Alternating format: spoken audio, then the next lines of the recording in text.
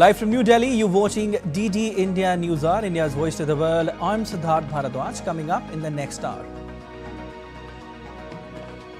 Over 778 Indian students already returned and more students on their way as unrest continues in Bangladesh. Government imposes curfew across the country. Army deployed.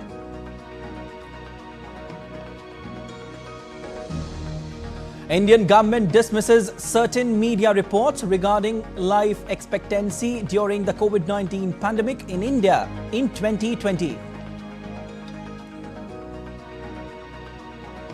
Tesla CEO Elon Musk congratulates India's Prime Minister Narendra Modi on becoming world's most followed leader on social media platform X. PM Modi now has over 100 million followers on the micro-blogging site.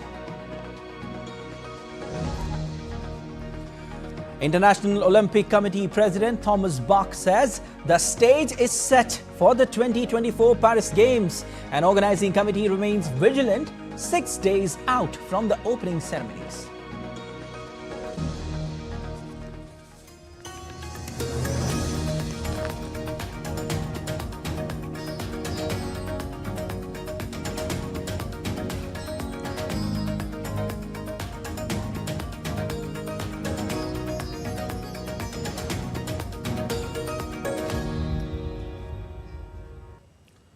Unrest in Bangladesh is continuing despite Prime Minister Sheikh Hasina's call to talk to protesting students. The government has imposed curfew across the country and army has been deployed. India has assured all possible help to the troubled nation. The clashes between student protesters and police have led to more than 100 deaths in last 4 days, while hundreds were injured in Dhaka and other parts of the country. Internet and text message services remain suspended since Thursday. The demonstrators are demanding scrapping of this 30% reservation in government jobs for the family members of the freedom fighters in 1971 war against Pakistan. Seeing the gravity of the situation, Bangladesh Prime Minister Sheikh Hasina has postponed her scheduled visit to Spain. Now, India has assured all possible help to the troubled Bangladesh in this time of crisis. India, on its own part, is also trying to help those nationals who are willing to return.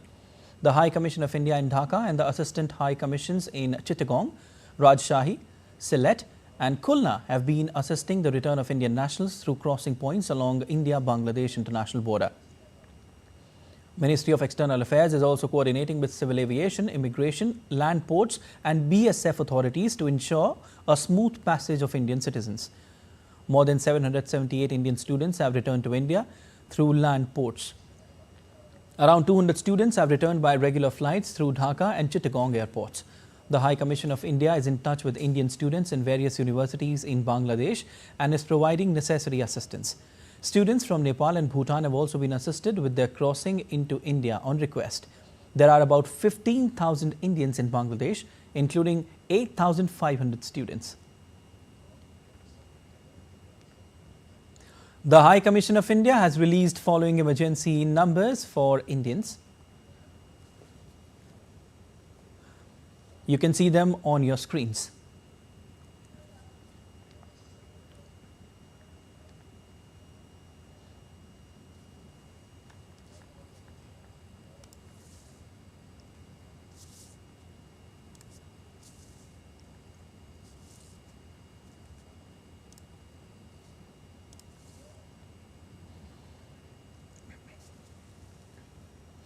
And DD India correspondent spoke to 4 Indian students studying at a medical college in Bangladesh who returned to India via the integrated checkpost Akhora in Agartala on Saturday.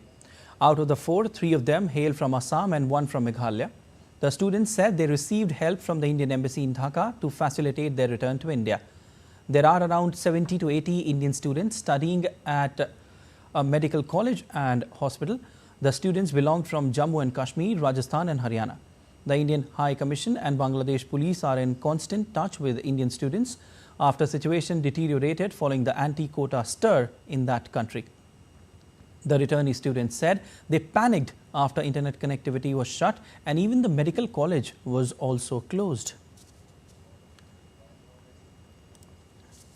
हमारे district में हालात ठीक है। अच्छा। लेकिन ढाका में थोड़ा सुनने को मिला कि सही नहीं है। अच्छा। तो पेरेंट्स ने बोला कि आ जाओ, तो हम उस हिसाब से सेफ्टी के लिए हम निकल रहे हैं। अभी उधर करीब 40 स्टूडेंट है कॉलेज में। अच्छा। उन्हें इंडियन स्टूडेंट है, उन्हें हेल्प किया जाएगा। अभी शायद पुलिस फोर्स पहुंच रहे होते। अच्छा। All right, and DD India correspondent Prasenjit Bakshi, who is tracking this story, joins us for more from Kolkata. Prasenjit, situation certainly is not good there. Country remains cut off from world with internet and phone lines suspended. Curfew imposed and around 105 people reportedly killed and thousands injured. What is the current situation there? Look, Siddharth, the main problem, whatever you have mentioned, that the communication is the main problem for the rest of the world, because many people of the different countries, they are in Bangladesh for different purpose, but somehow they are not able to connect their home country, or the relatives are not able to connect them. Somehow, myself and our office, I believe that we have connected our colleague there, Mr. Parmar, through SMS and some sort of phone call which is very broken and audio is not proper. But what we understood, that situation is tense, curfew is in the entire country. But even then, some incident of fire and some incident of clashes are reported from different parts of the country. Now, the main concern, what you were saying, that almost 8,600 students are there. Most of them are medical students from India, from states like West Bengal, Meghalaya, Rajasthan, Haryana, and Jammu Kashmir, and some other states also. Now, main concern of the Indian government, what I have come to understand, that how these students remain safe if they are in Bangladesh. So, as I have got the information that Director General of Medical Education of Bangladesh, he has assured that all the medical colleges are instructed to allow to the foreign students to stay back in the hostels, because in other cases, in other colleges and in other hostels, all the local students are asked to evacuate vacate the hostels. Only foreign students are allowed. This is in one way a message to the parents of our country. I think, Siddharth, that they need not to worry. And the High Commission of Dhaka and other commissions, they are also issued emergency number, which can be contacted. Yes. And positively, all the Indians, they have contacted the High Commission, and assistance is given accordingly. Siddharth.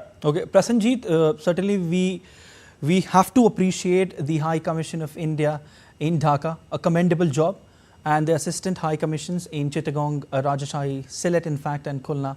They have been assisting the return of Indian nationals. Prasenjit, protests are happening there over reservation in government jobs, and is this the only reason, or there is more to it? Could you give us some background here why we have seen these protests turn violent?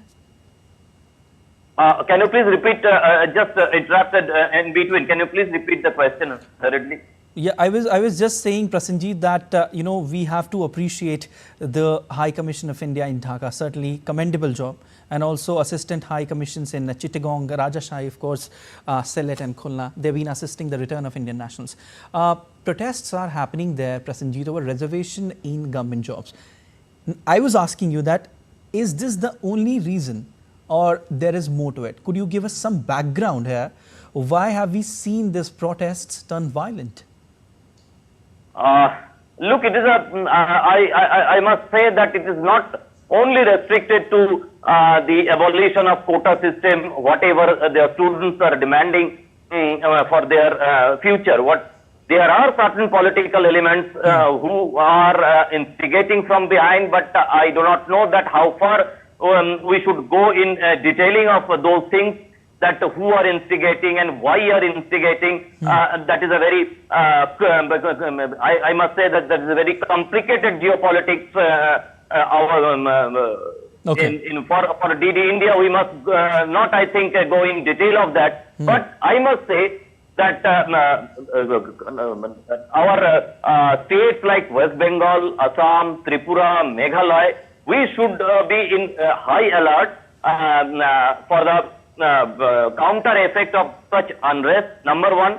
Number two, we have a lot of land ports in all these states. In West Bengal, there are 6 land ports. Our BSF is instructed to help those students or other Indians who are coming back, and also students and nationals of neighboring countries like Nepal and Bhutan.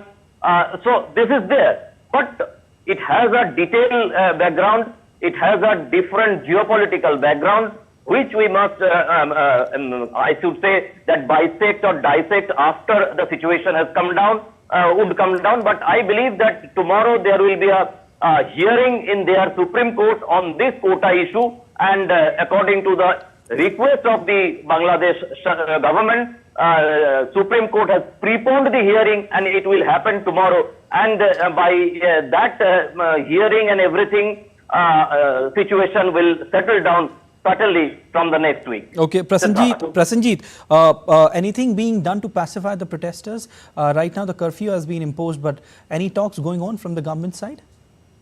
No, look, the students who are representing the agitators, they have refused any sort of talk with the government, though government had an offer yesterday itself, a day before yesterday, for talk, but they have grossly refused.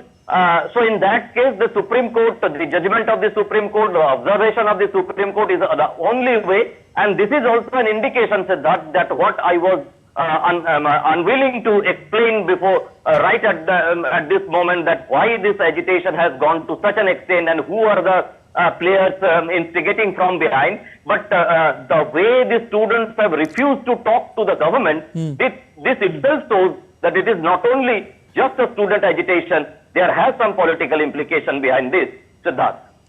Prasenjit, the quota system was abolished in 2018. Thereafter weeks of protests, but reinstated in June by Dhaka's High Court, and earlier in July, Bangladesh's top court temporarily suspended quotas for coveted government jobs. Why are we seeing these protests now? That is the point, Siddharth. Because it is not the government decision, it is the decision of the judiciary. So the protesters could approach the judiciary.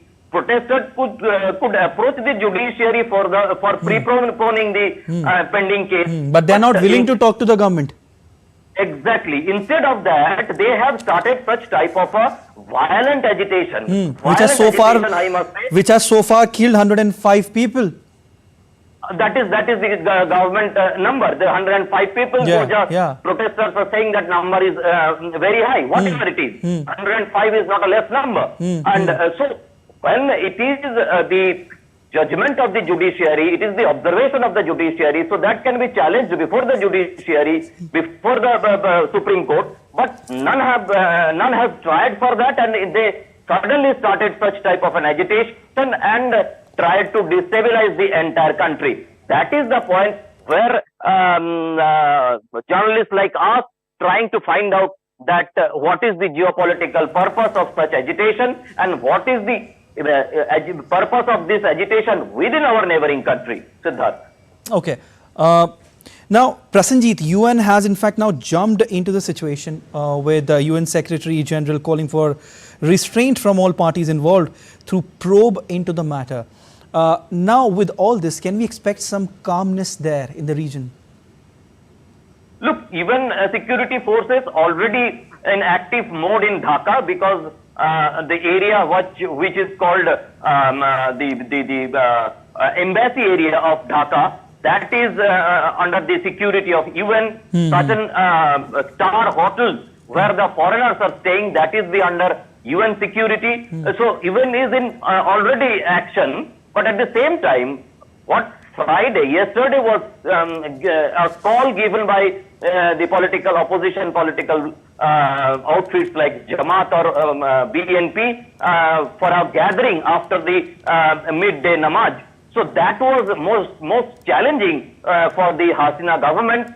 But somehow the situation has not gone out of hand. But even then, some major incidents happen, people have lost their lives, and even also trying to communicate to the political parties, even to the ruling Awami League, to calm down and from giving any political instigation to these agitating students.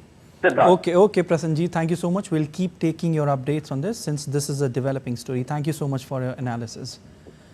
And still to come on DD India News Hour.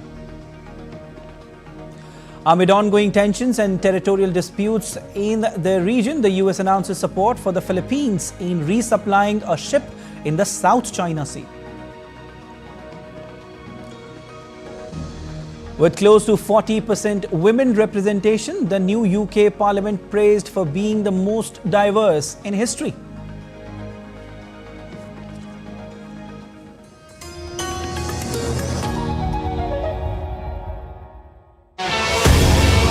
As the world gears up for the biggest sporting extravaganza, Olympics 2024, we at DD India are all set to bring you reports, reactions and all the latest action from Ground Zero. Watch DD India's super exclusive show, Cheer for Bharat. Only on DD India from July the 22nd at 6:30 p.m. IST, 1 p.m. GMT. Get ready to cheer for Indian athletes at the Paris Olympics 2024.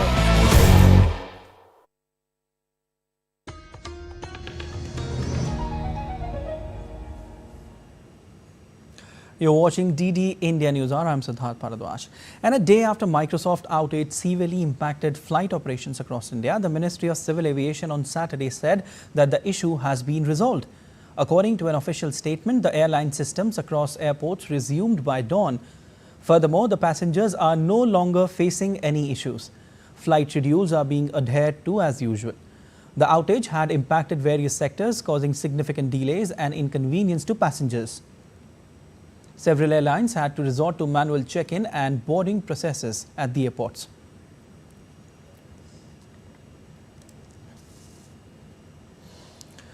The United States has announced its support for the Philippines in its efforts to resupply a ship stationed on an atoll in South China Sea.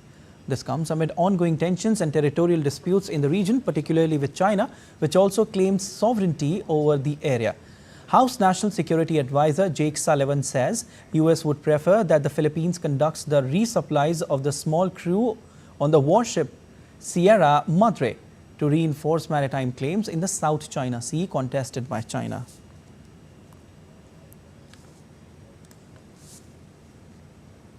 We have tried to consult very closely with the Philippines because these are decisions they should lead on.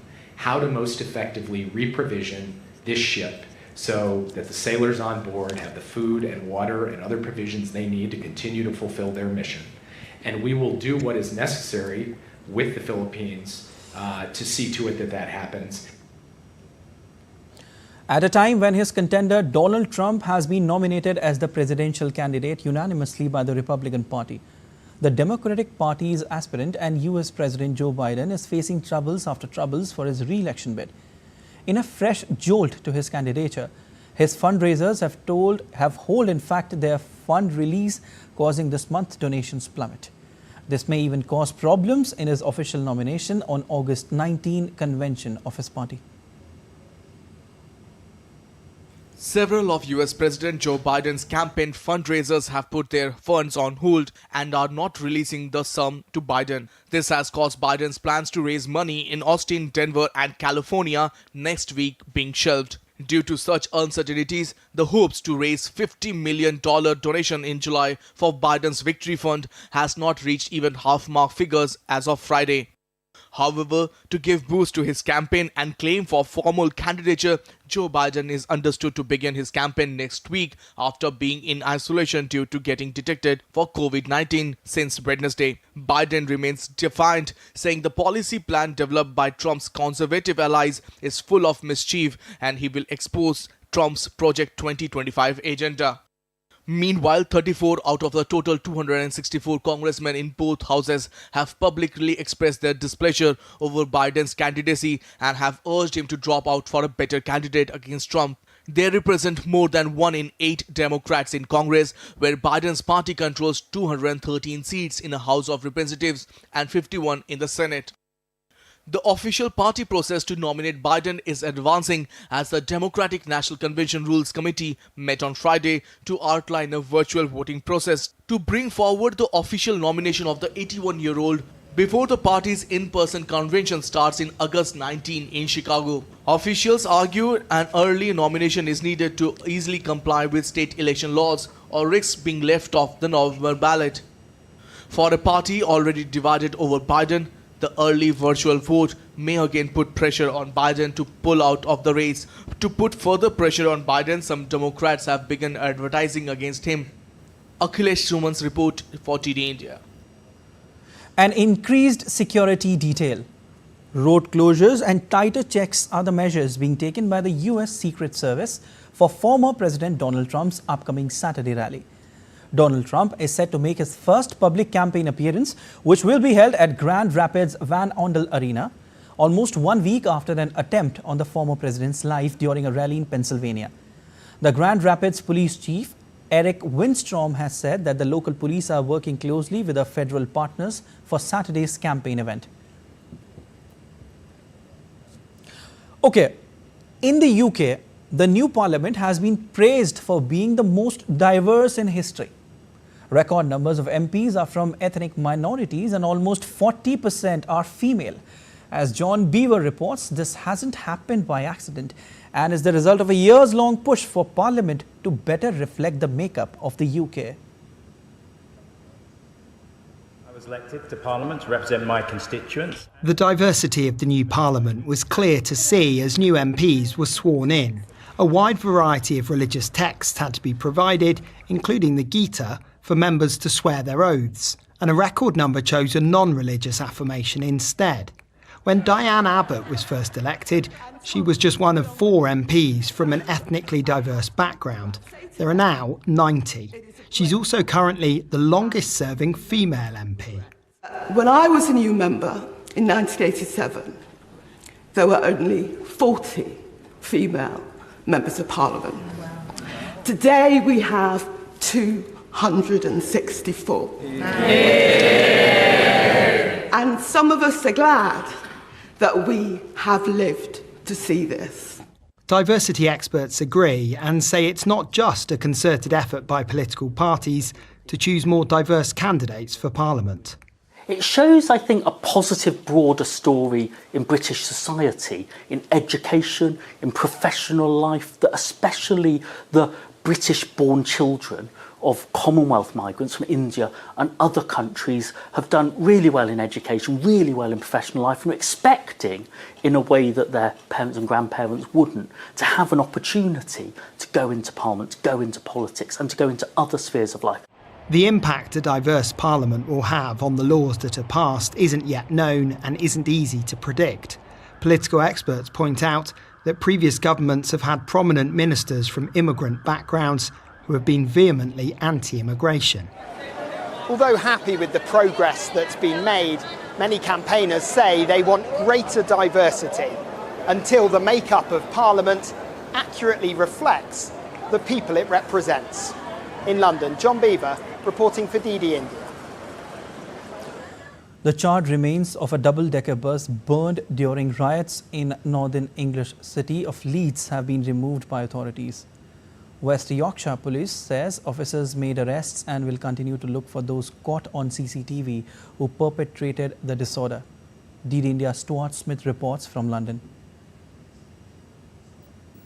Assistant Chief Constable Pat Twiggs said the force will also use social media footage to try to identify anyone involved in the riots and that further arrests will be made over the next few days. The Prime Minister has urged people to stop speculating on what caused the riots. The police say they were attacked on Thursday while supporting the local council's children's social care team, who were dealing with a child protection matter. The police say more disorder then followed, with vehicles overturned and street furniture set on fire. The boss of Leeds Council said the intervention by the children's social care team was probably misinterpreted, which sparked the riots. The police have been criticised for retreating during the disorder under what the Assistant Chief Constable described as a barrage of missiles and bricks, leaving residents without protection while those involved continued to stoke fires. The police say officers retreated in order to try to defuse the situation and later returned with firefighters to put out the remaining street fires. Stuart Smith in London reporting for DD India.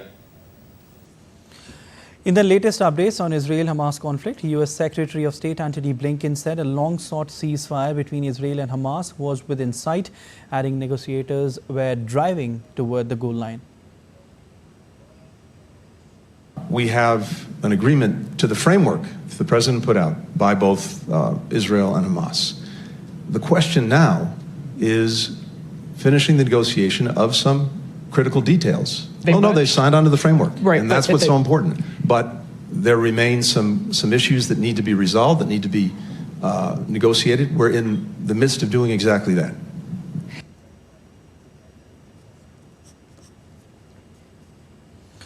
All right, and let's take you live across to a press conference by Indian Coast Guard. काफ़ी कामयाब रहे हैं, हमने आग को ज़्यादा फैलने नहीं दिया है और ये बड़ा मुश्किल काम था क्योंकि इस समय आप सबको पता है कि साउथ वेस्ट मानसून प्रेवलेंट है, समुद्र की सी स्टेट बहुत ही इस समय अनस्टेबल है, शिप्स का स्टेबल रहना बहुत ही डिफ़िकल्ट होता है, साथ में हवा बहुत तेज़ है और बारिश भी हो रही है जिससे विजिबिलिटी कम होती है तो रिस्पांस में बड़ा इफेक्ट होता है। बट इन सब चुनौतियों के बावजूद भी तटरक्षक के 3 जहाज और एक डॉर्नियर एयरक्राफ्ट और एक advance light helicopter fire fighting operation में इस समय लगे हुए हैं। Thank you. टिक ऑफ करो। अच्छा, now anything else you wish to ask me? So you mentioned about the crew. Some crew is missing. So what's the status? I mean, what nationality was the crew? We have the details. Yes, sir. That was the press conference by the Indian Coast Guard. And now, an Iranian-made drone sent by Yemen's Houthi rebels struck Tel Aviv, leaving 1 person dead and at least 10 injured. The Israeli army released a footage showing a drone flying over Tel Aviv's shores and then a blast in the coastal city. The aerial strike rumbled through the center of the city, causing shrapnel to rain down and spreading shards of glass over a large radius. The White House condemned the attack by calling it reckless.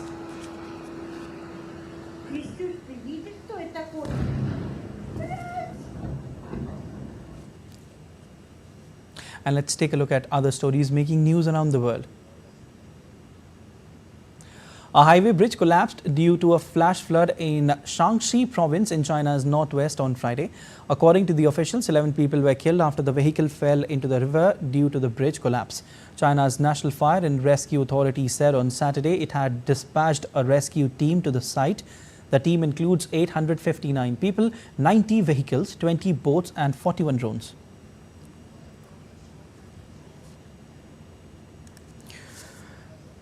Japan's Air Self-Defense Force and the German, French and Spanish Air Forces began joint exercises in the airspace around Japan on Friday. These exercises are a show of force against China, according to a Japanese state media.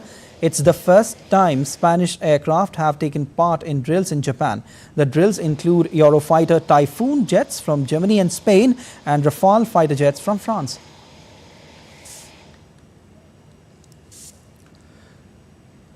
French police used tear gas to disperse protesters during a demonstration against massive water reserves in western France on Saturday. More than 3,000 police are on the ground for a second day of demonstration against the agro-industry projects and the building of water reservoirs for agricultural use.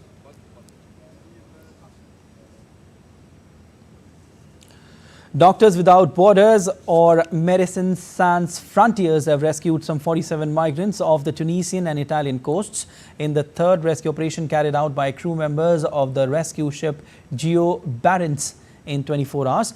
The 47 rescued people were brought to rescue ship Geo Barents along with 179 other migrants rescued in 2 separate operations on Friday.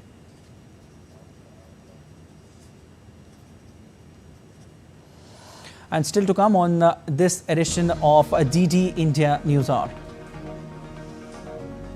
India's Foreign Secretary Vikram Misri calls on Bhutan Prime Minister Tshering Tobgay, reaffirms close bonds of friendship India shares with Bhutan.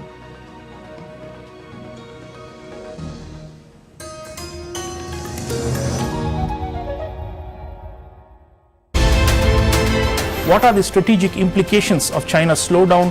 Why is China not able to reverse its slowdown? And what will this do to China's behavior in the world? The Chinese will continue to look at India as an obstacle. So we have to understand that that is going to continue. But it's not as if the Chinese hold all the cards. We can also decide for ourselves by our own actions how we can make the most of it. If China is under pressure from the Americans and the Europeans, how can we take advantage of it?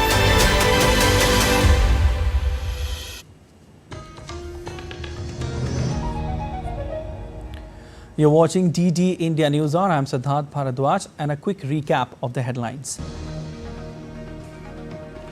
Over 778 Indian students already returned and more students on their way as unrest continues in Bangladesh. Government imposes curfew across the country. Army deployed. Indian government dismisses certain media reports regarding life expectancy during the COVID-19 pandemic in India in 2020. Tesla CEO Elon Musk congratulates India's Prime Minister Narendra Modi on becoming world's most followed leader on social media platform X. PM Modi now has over 100 million followers on the micro-blogging site.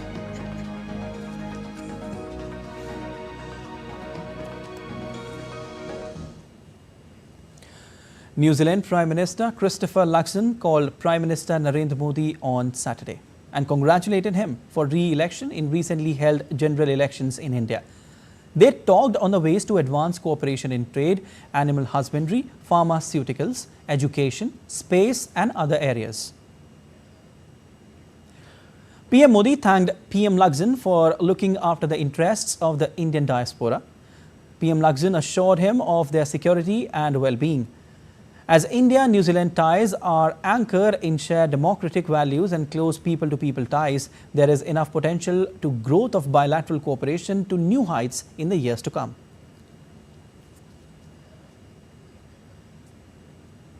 And Indian Prime Minister Narendra Modi's popularity continues to grow by leaps and bounds as he recently became the most followed global leader on social media platform X. Owner of X, formerly known as Twitter, Elon Musk congratulated the Prime Minister for his historic achievement. In a post on X, Musk said, and I quote, "Congratulations PM Narendra Modi on being the most followed world leader." PM Modi created a record for achieving 100 million followers on the micro-blogging site. PM Modi stands out significantly ahead of his global counterparts in terms of followers on X. President of superpower country US Joe Biden stands far behind from PM Modi with 38.1 million followers. Dubai ruler Sheikh Mohammed has 11.2 million. Canadian Prime Minister Justin Trudeau has 6.5 million, while Italian Prime Minister Giorgia Meloni has 2.4 million followers. His social media following stands out even when compared to some of the world's most popular athletes and celebrities such as Indian cricketer Virat Kohli and Brazilian footballer Neymar Jr. India's Foreign Secretary Vikram Misri and his Bhutanese counterpart Om Pema Chodin co-chaired 3rd India-Bhutan Development Cooperation talks of the 13th five-year plan on Saturday. They reviewed implementation modalities and cooperation in diverse areas of development partnership under 13th five-year plan period.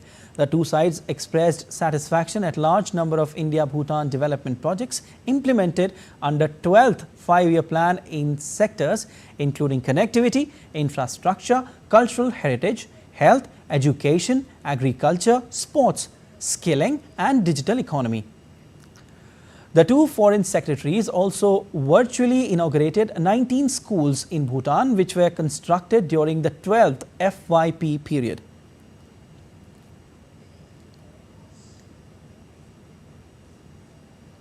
Earlier on Friday, the Foreign Secretary called on Bhutan Prime Minister Tshering Tobgay. Vikram Misri reaffirmed the close bonds of friendship India shares with Bhutan and India's firm commitment to further strengthen India-Bhutan ties.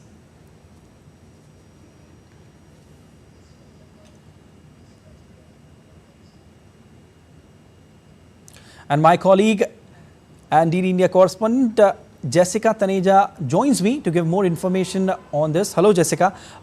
This is Foreign Secretary's first official visit, reiterates India's priority of neighborhood first policy and also keeping the momentum of strengthened relationship with its all-time friend Bhutan.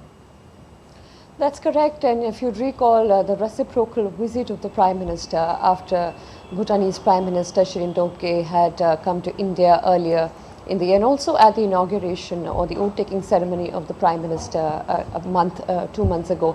So, of course, the relationship between the two countries have strengthened over time, and not to forget India's assistance to Bhutan and the 13th five-year plan, as was discussed in the last visit that the Prime Minister was in Bhutan, was a crucial one where Bhutan had requested for roughly around 10,000 crores rupees package. So, of course, the details of that we do know and how that panned out. But the relationship between the two countries continues to remain strengthened, and Bhutan and India have many areas of cooperation, much beyond just the trade and economic ties, but also in when it comes to India, of course, playing a crucial role in helping Bhutan navigate demarcating its border territories as well. Jessica, can you tell us more about the development partnership between the two? Right, and that's a crucial partnership between the two. And if you look at how it has evolved over the years, we're talking about a 13th five-year plan between the two, in which India has agreed to give 10,000 crore rupees. That will go towards many other infrastructure and development projects for Bhutan. Remember, it has a problematic economy at this point. It doesn't have forex reserves, which are at an optimal level, plus the threat of China also moving inroads and pressing on many other issues, in fact deflecting from solving or talking about the dispute on the trilateral junction of Doklam. You would recall when that took place in 2017. Moving beyond the security situation, which Bhutan has of course kept India's sensitivities in mind, the economic package certainly would go down and help Bhutan in order to make sure that it has reserves of petroleum, food and medicines that India has consistently provided Bhutan over the years. And as you also pointed out, this time in the 12th year plan, last year there was talks about starting new schools, and this year they have inaugurated 19 new schools in Bhutan. Let's not forget that Bhutan right now is facing migration in terms of its top talent and skilled workers. So India has also invested additionally 15 billion rupees into the Gulyang Services Program of Bhutan, which would help reduce the migration in Bhutan. And a population of 700,000 people, it is crucial for Bhutan to have that economic autonomy in case China makes inroads and of course takes advantage of the situation. All right, thank you so much for that analysis, Jessica. The annual Katargama Isala festival is being celebrated in Sri Lanka. The festival, also known as the Katargama Perahera, is a significant religious and cultural event. It attracts thousands of devotees and visitors from all over Sri Lanka and beyond. We have a report. Having completed an arduous journey spanning over 500 kilometers, devotees have reached Katargama for the annual Isala festival at the holy town in the southern part of Sri Lanka. The Padayatra, which started in Jaffna about 2 months ago, has taken the devotees through towns and cities and forests. The Isala festival, which started on 6th of July, will go on till Sunday and involves Peraheras or a procession in the temple complex. The daily Perahera is a major attraction which involves dances and performances and a majestic tusker which carries the holy symbols of Lord Murugan.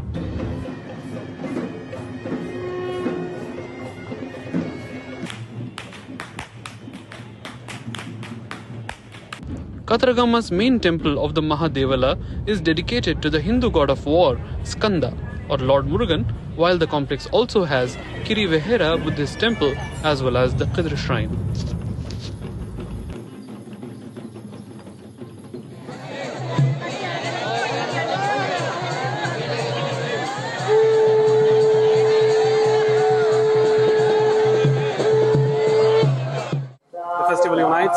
Hindu, Buddhist and Islamic faith and has deep roots with Indian culture as well.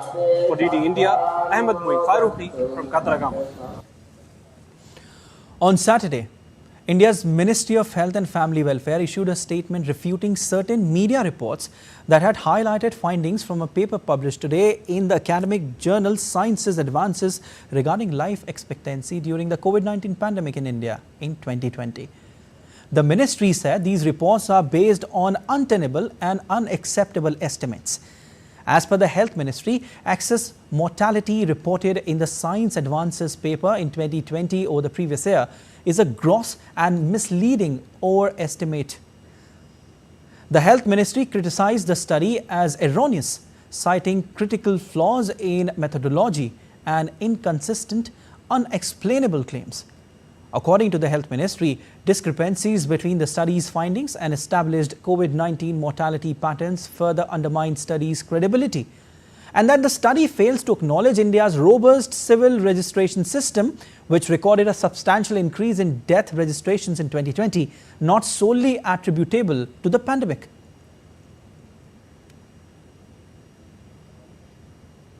Director General of the Indian Council of Medical Research, Dr. Rajiv Bahl, objected to media reports that highlighted findings from a paper published today in the academic journal Science Advances on the life expectancy during the COVID-19 pandemic in India in 2020, citing numerous discrepancies in the study.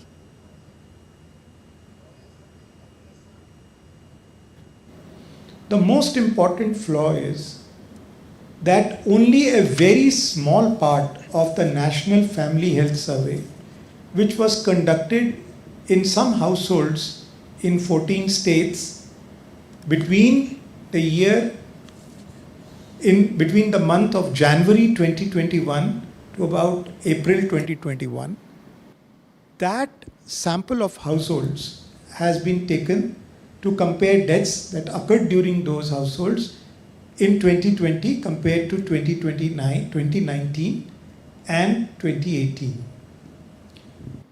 And taking that sample, that data has been projected to the entire country. The civil registration system, which in India is an extremely robust system now, and covers more than 99% of all deaths, reports only 4,75,000 extra deaths in 2020 compared to 2019.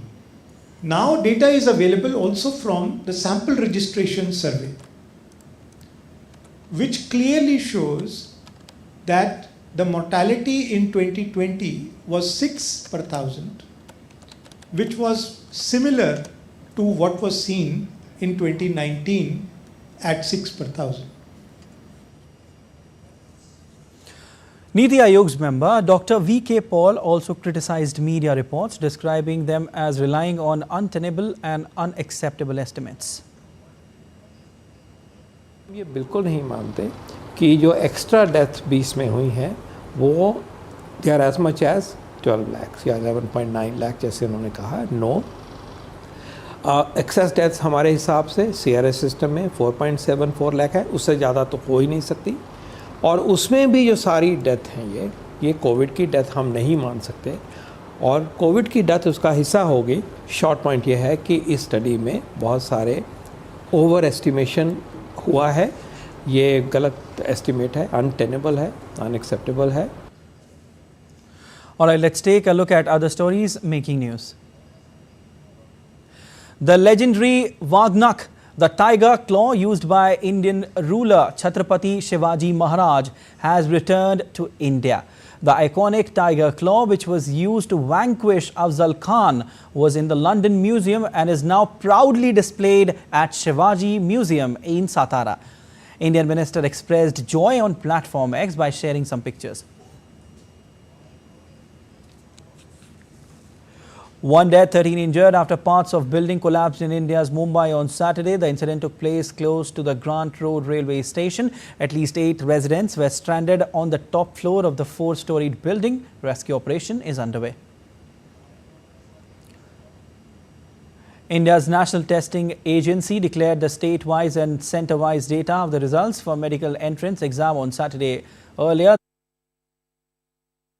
to announce the results of the National Eligibility Cum Entrance Test undergraduate by July 20. NEET UG examination is the pathway for admissions into MBBS, BDS and other related courses in government and private institutions across the country. And still to come on DD India NewsHour. Members of the refugee Olympic team made their way to the Olympic Village in Paris.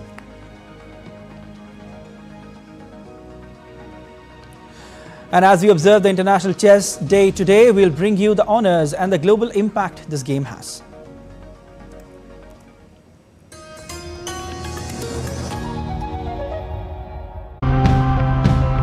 While there's still enough food for everyone on the planet, food shortages are a real problem. Let's take a look at the factors causing this and what can be done to save our food. What we host now, it's called Farm School. One of the goals is to teach them agriculture so that 50 years from now, when there's so much change in climate, they don't have to deal with learning two new skills. We empower women who are really poor and who don't have too much economic empowerment to eat better. We adopt this strategy in our product. The volatile compounds induce the defence mechanism and help to prolong shelf life by 2 more days, so it's purely natural.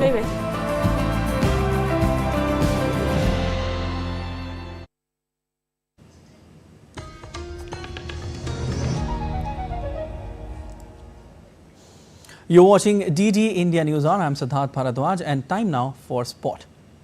Chess is one of the oldest sport that has a deep-rooted connection with India.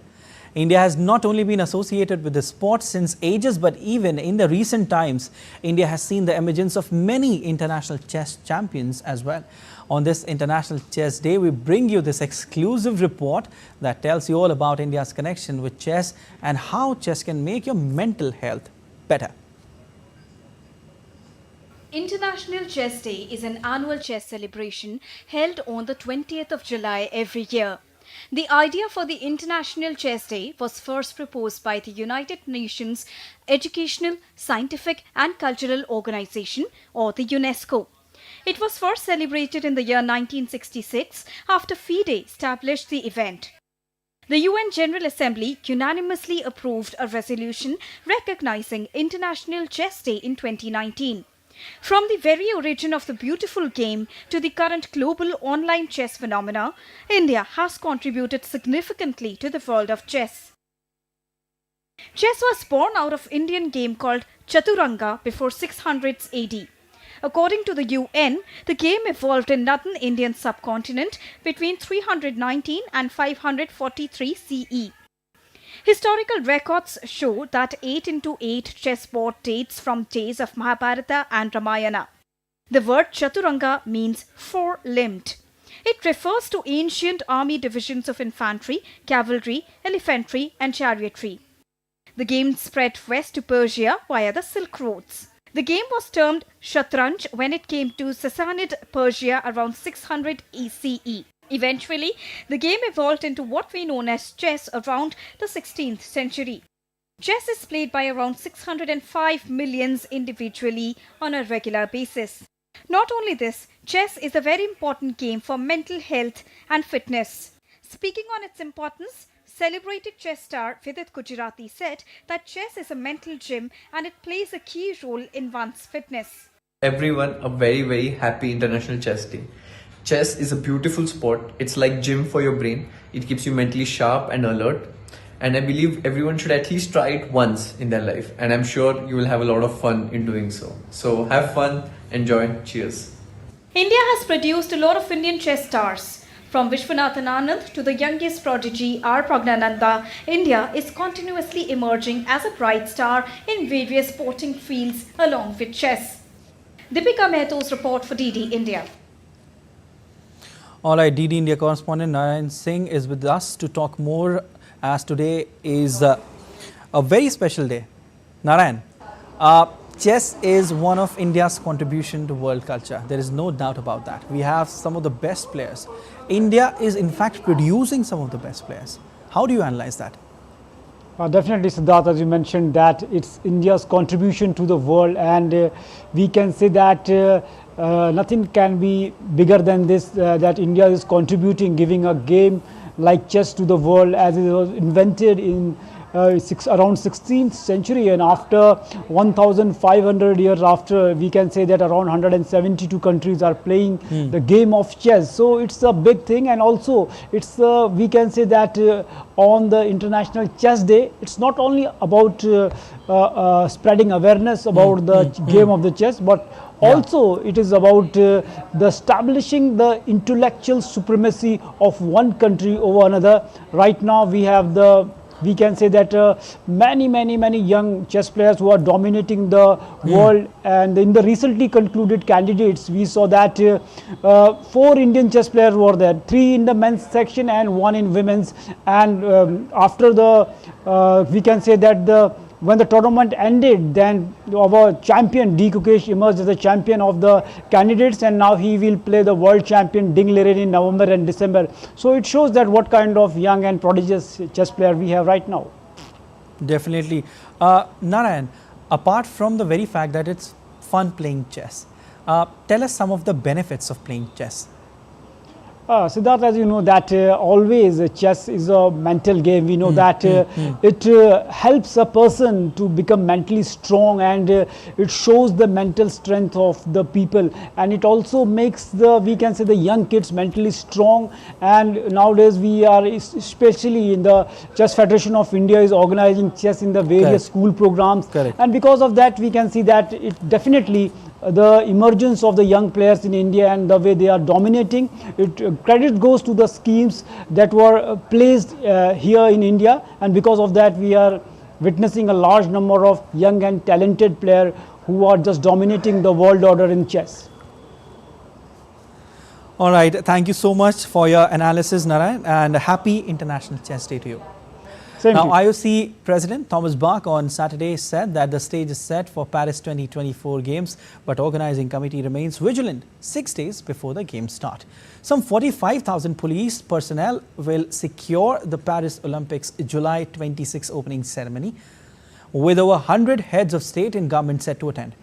The ceremony, staged for the first time outside a stadium, will involve around 80 boats ferrying international athletes on a 6 kilometers route, 3.7 miles along the river Seine towards the Eiffel Tower. Athletes and performers will sail past some of the French capital's most stunning landmarks, but with more than 300,000 spectators expected to watch, it is also a major security headache, especially at a time of conflict in Gaza and Ukraine. What we can see here, and I'm now myself, I'm here for more than a week, and wherever you come and go, you see that the lights are on green. The preparations are going very well. The stage is set.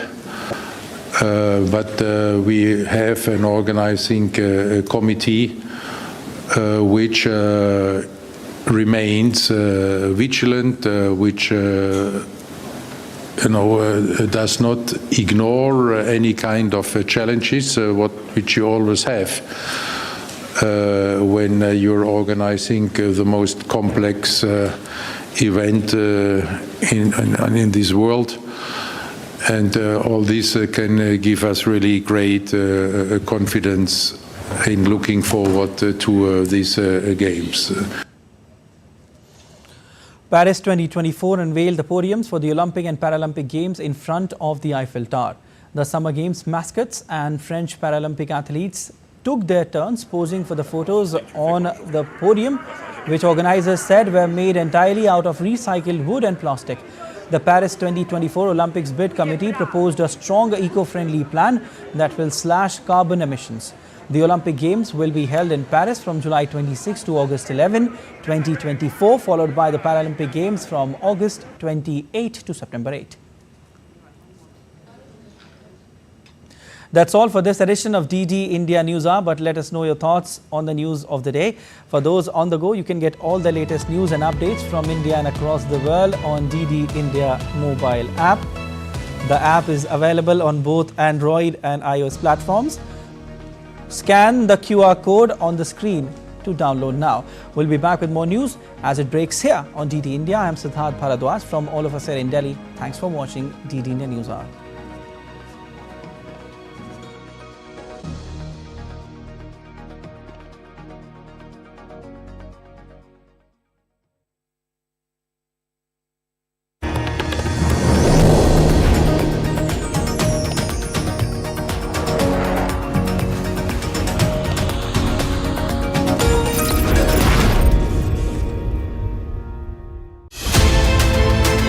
What are the strategic implications of China's slowdown?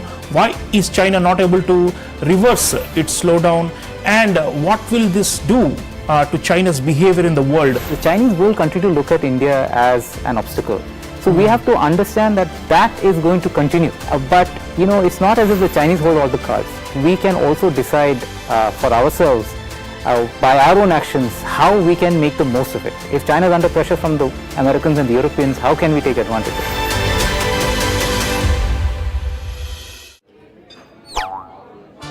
अरे रे सावधानी हटी तो जेब कटी। ना मेरी email ID और मोबाइल नंबर है बैंक में रजिस्टर्ड। तो डिजिटल पेमेंट में धोखा हुआ कभी तो अलर्ट्स मिलेंगे तभी के तभी। पर पैसे तो गए। नहीं पैसे नहीं गए। नहीं जो की लापरवाही तो नहीं करनी पड़ेगी भरपाई। और सुनिए समय से जो की शिकायत मिलेंगे आपको रिफंड सही सलामत। अब यह कहता है कि जानकार बनिए, सतर्क रहिए। As the world gears up for the biggest sporting extravaganza, Olympics 2024, we at DD India are all set to bring you reports, reactions and all the latest action from Ground Zero. Watch DD India's super exclusive show, Cheer for Bharat. Only on DD India from July the 22nd at 6:30 p.m. IST, 1 p.m. GMT. Get ready to cheer for Indian athletes at the Paris Olympics 2024. While there's still enough food for everyone on the planet, food shortages are a real problem. Let's take a look at the factors causing this and what can be done to save our food. What we host now, it's called Farm School. One of the goals is to teach them agriculture so that 50 years from now, when there's so much change in climate, they don't have to deal with learning two new skills. We empower women who are really poor and who don't have too much economic empowerment to eat better. We adopt this strategy in our product. The volatile compounds induce the defence mechanism and help to prolong shelf life by 2 more days, so it's purely natural.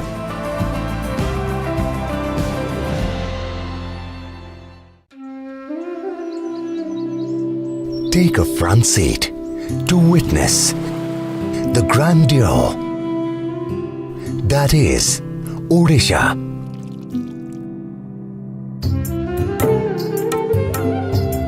Experience immortal spirituality and timeless architecture that perfectly reflects the artistic soul of India.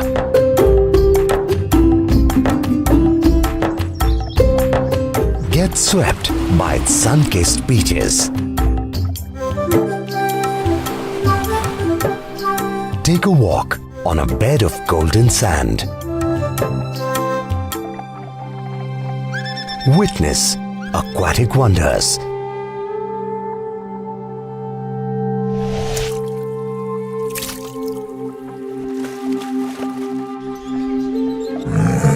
Exotic wildlife.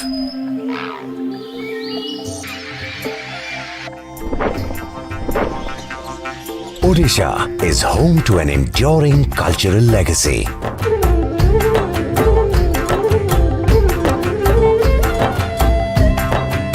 Vibrant and colorful festivals.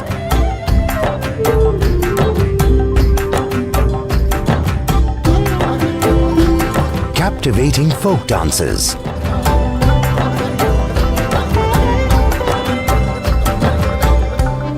excellence in arts and crafts. With flourishing eco-tourism,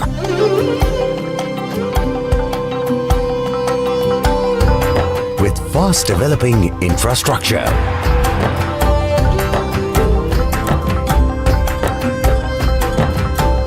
Odisha is set for a promising new future.